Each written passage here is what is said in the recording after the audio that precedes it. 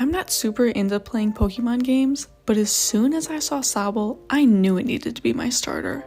I'm a sucker for blue and yellow color palettes, I used to want a chameleon, and how could I resist this sad, sad face? I got pretty far into Pokemon Shield without seeing its evolutions, but let me tell you, when I saw what this angel would become, I literally wanted to stop playing the game. Like, oh my god, what is this? And what is this? I just don't get it. Anyways, so today I'm going to be redesigning Sobble's evolutions because they were done super dirty and I do not like them. Going into this, I felt like Sobble was just not fully developed in terms of its niche. Like, Scorbunny and Grookey both start off with some personality. In the game's intro, Scorbunny runs around, foreshadowing its athletic abilities, and Grookey has its little stick, which it uses to drum on things with. But Sobble is just a sad, scared little baby, and I absolutely love that, but I just don't see it in the rest of the evolution line. I guess they kind of play around with its emotions, and it gets more and more angsty over time, but I do not want that. I want him to be more sad. I just feel like there aren't a lot of sad looking Pokemon and I just needed to run with this idea. I thought it would be cool to make its evolutions look more sad as it goes on. Like, Sobble isn't crying, but his second evolution might be tearing up a little bit, and his final evolution could be crying if not sobbing. I also wanted some continuity between these evolutions, so I decided to keep in the fact that Sobble has potent tears that can make people cry, and also the invisibility aspects of its powers. I will also just sprinkle in here that this is more of a redesign video, where I just wanted to focus on the Pokemon design and lore, not really the moves, other than the tears and the invisibility, so please feel free to come up with some movesets in the comments. So with all those things in mind, I got started on sketching.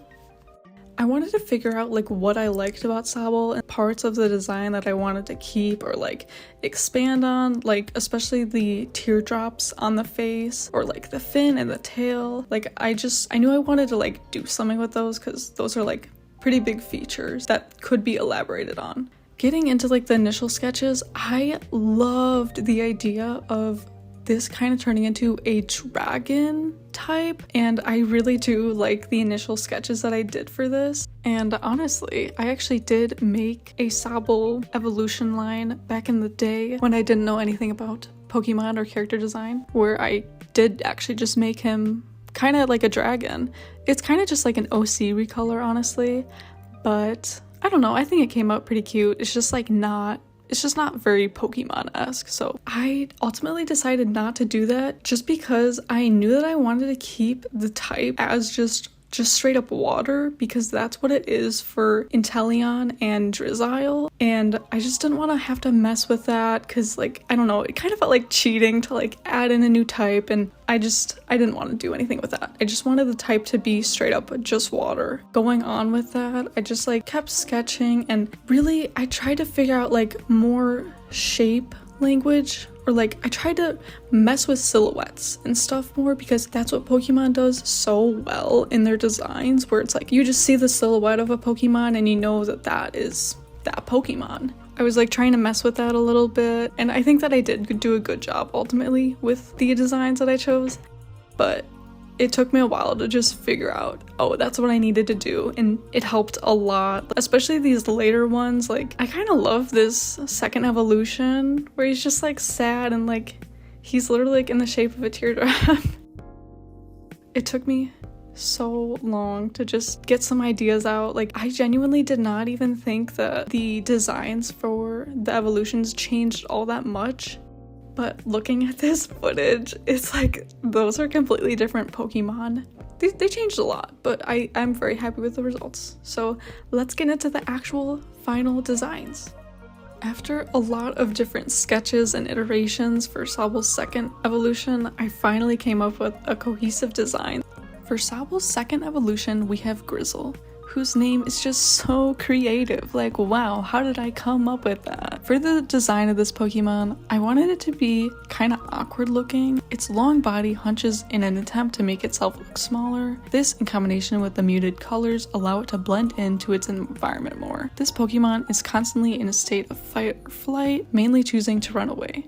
But there are more aggressive Grizzles who choose to shriek in an attempt to avoid being encountered or caught by trainers when they get too close. This short, high-pitched shriek is enough to stun opponents, allowing an easy escape for the Grizzle.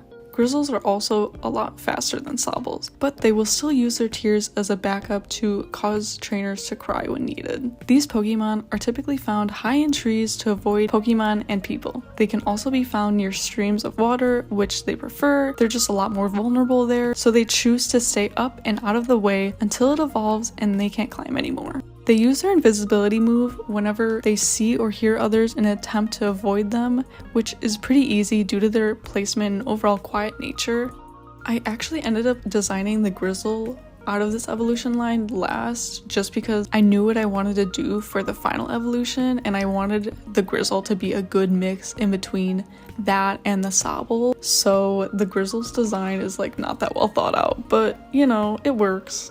For Sobble's final evolution, there is Whalren, whose name is like a mix of this whale and Siren, which I think is pretty fitting for the design and activity of it. This Pokemon has a very mystical element to it. They're extremely rare to find unless you know what you're looking for. Whalrens often live in big bodies of water, like the ocean. They typically live deep in the sea, unable to be seen or caught by people, but there is the occasional Whalren spotted in forests. These Pokemon have managed to create their own bodies of water in these habitats, allowing them to survive there. To do this, they dig themselves a pond with their giant flippers and then continuously cry until it is full. These ponds are only meant for Whalrens to live in due to the potent tears, which it has an immunity to. These pond-bound Pokemon are easier to catch, though it is still extremely difficult to. It has been done before. Here, the Pokemon isolates itself and continues to weep, sometimes flooding forests because of it, but they typically will end up digging deeper or expanding their pond if needed because they don't want to be a burden on the rest of the forest.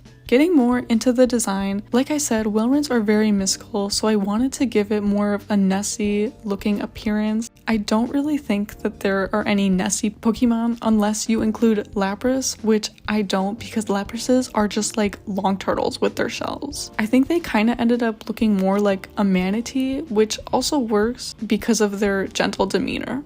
Also, being that they're typically deep sea creatures, I wanted the colors to be a lot darker as you'd typically find the deeper you get into the sea. They have strong flippers that allow them to swim, dig, and walk on land when needed. Whalrens make beautiful humming noises that typically go unnoticed. If it hears anyone coming by, it will immediately stop, but if you're quiet enough and you hold your breath, you may be able to hear the call of the Whalren. I also figured that I'd add a Gigantamax version of Whalren because that's literally the main feature of Sword and Shield, so here's that.